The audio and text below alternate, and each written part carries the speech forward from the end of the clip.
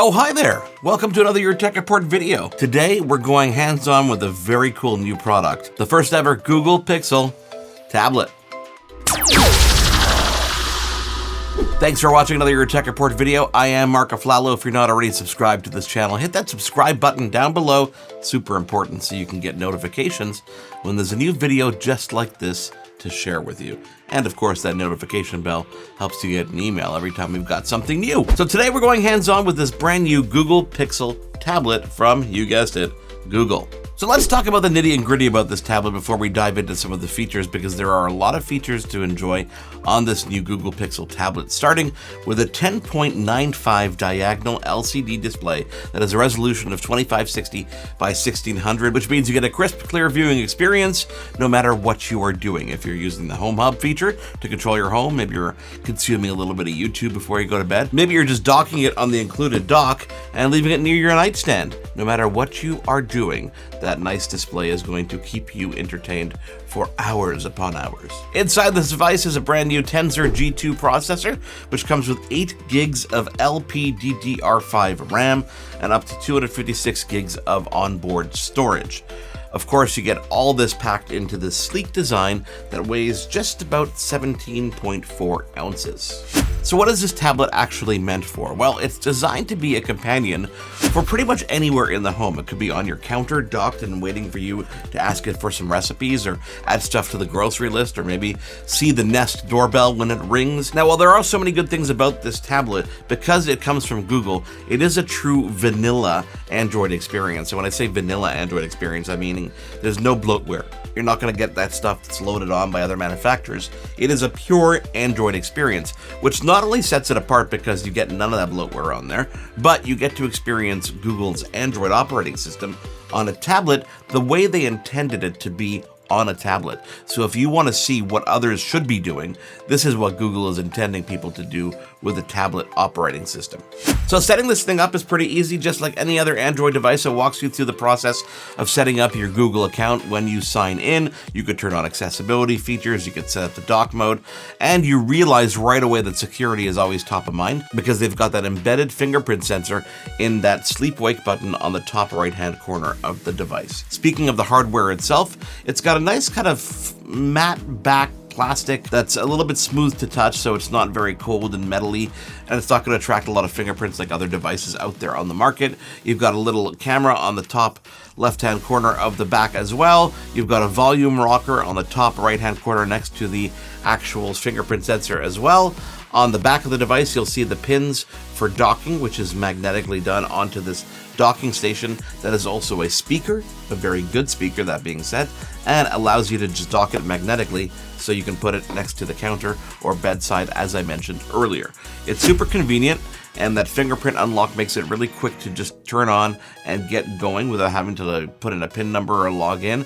And of course, it allows you to set up multiple fingerprints for easy access to the device. That multiple fingerprints is actually kind of handy because the Pixel tablet supports multiple user profiles. This is perfect for families or shared living situations. Maybe you have got a roommate around. Each user gets their own apps, their own content, even their own security settings. So with one fingerprint touch, depending on, of course, who the user is, it will toggle their actual profile, and things like camera, mic access, everything is specific to that particular user, even home access. So if you are logged into your YouTube account, your Google account, your mail, it is your tablet when you pick that up and you log in with your fingerprint. And it is absolutely seamless. So this is definitely a device that's meant for the family or shared living environments. When talking about the Pixel tablet here, you gotta talk about the apps, because all the apps are now optimized for the tablet experience. When I say all the apps, I of course am referring to the Google made apps, because they've actually modified their own apps like Gmail, Meet, Chrome, etc., to work on the tablet. You really notice this a lot when browsing. It's just a seamless experience, or editing photos. That experience is actually quite cool because it gives you more granular details and a bigger canvas to be able to go in and do things a little bit more seamlessly and a little bit more intuitively than you would necessarily on an Android smartphone.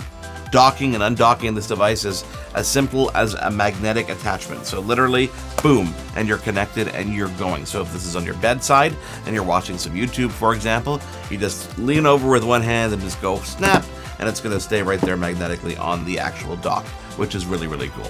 And of course, the other benefit of docking this is that you got the built-in speaker in the dock itself. So when you undock it, you can use the headphones, you can use Bluetooth, you can just use the built-in speakers. But if you want a personal, audio and entertainment environment, you just pop it onto the actual speaker dock and you get incredible sound coming out of this small speaker that, by the way, pretty much fits in the palm of your hand if you take a look at how this actually sits. It's got a nice angled design so that you can pop it up, and it's another way to consume your content, because if you do have this on a kitchen counter, for example, and you're watching recipes or you're watching an episode of who knows what on YouTube, then you can have it right there in front of you and it's ready to go. One of the real benefits of docking this device is the hub mode. When you actually look at the screen of this device, you'll see that you can hit the home button on the bottom left-hand side and get directly into the hub mode, which lets you have access to things on demand. So you can have widgets, like for example, weather and the time. You can see your home. You can of course see the app drawer on the bottom. That is just synonymous with Android and lets you access things very quickly. Of course, you can trigger things by saying, "Hey Google," and it'll start listening and actually let you control the devices in your home. That of course controlled by Google's Assistant, which lets you control everything hands-free if you wanted. You can even group speakers together if you want and use this for your television. You get a whole home audio experience. You can play music throughout the house. Come on, it's a smart speaker. You know what it does. Entertainment is definitely a focus of this device because they intend it to be just picked up and used to consume your media. So it's always charged because it's sitting on the speaker dock and gives you that high quality audio when you want it.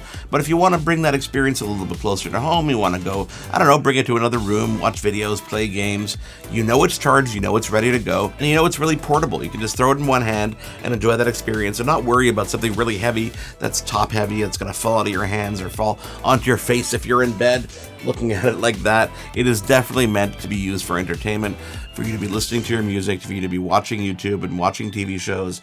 Obviously, every Android app is compatible with this device. So if, for example, you're consuming SiriusXM, you're going to take advantage of the audio dock. If you're watching your favorite TV show on your cable or satellite provider, you can connect your headphones and listen to that privately without bugging anybody in the room. It really is kind of like having your own personal entertainment center right at your fingertips.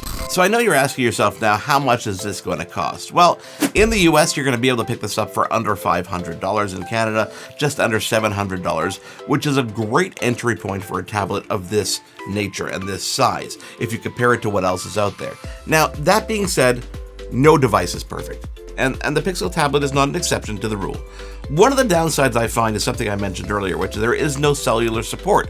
So if you want to use it outside of the house, you need to either tether it to your phone or use things that you've downloaded to it. So when you compare it to other devices in this category where you can pop a SIM card in and use a cellular plan, it definitely is lacking in that aspect of it. Especially the fact that you're getting all that in a small package like this, including the speaker dock, and of course that pure Android experience.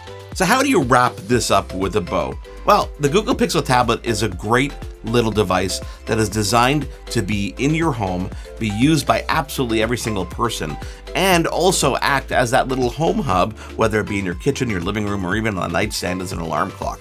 I'm going to put it on my nightstand and use it as a home hub, as an entertainment device. When someone else is using the TV, I can pop on my Bluetooth headset and enjoy what I want to watch when I want to watch it.